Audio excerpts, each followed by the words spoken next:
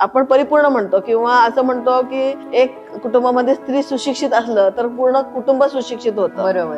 तर हा जर अवेअरनेस आला ना तिला फायनान्शियल प्लॅनिंगचा किंवा फायनान्स मधला अवेअरनेस, तर ती अजून चांगल्या पद्धतीनं तो मॅनेज करू शकेल. फायनान्स हा शब्द हा किंवा फायनान्शियलचा अवेअरनेस हा कुटुंबातून अजून क्रिएट नाही होत.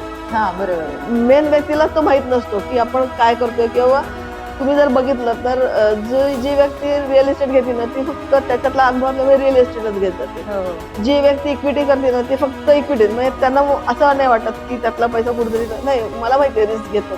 सुकन्या समृद्धी योजना गव्हर्नमेंटने काढली आहे, ती अगदी चांगली म्हणजे स्टेबल आहे, गव्हर्नमेंट कडनं अप्रूव्ह आहे, म्हणजे बाबा जो धोका आहे असा प्रश्न नाहीये.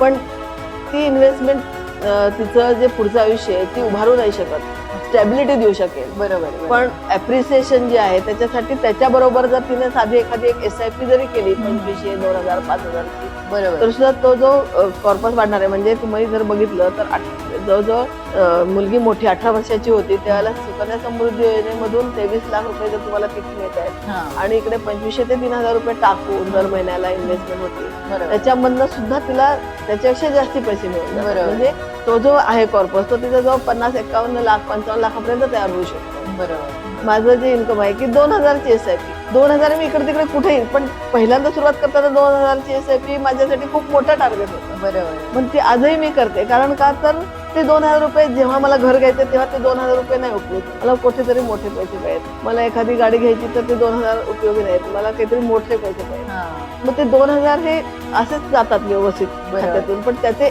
किती बनतात.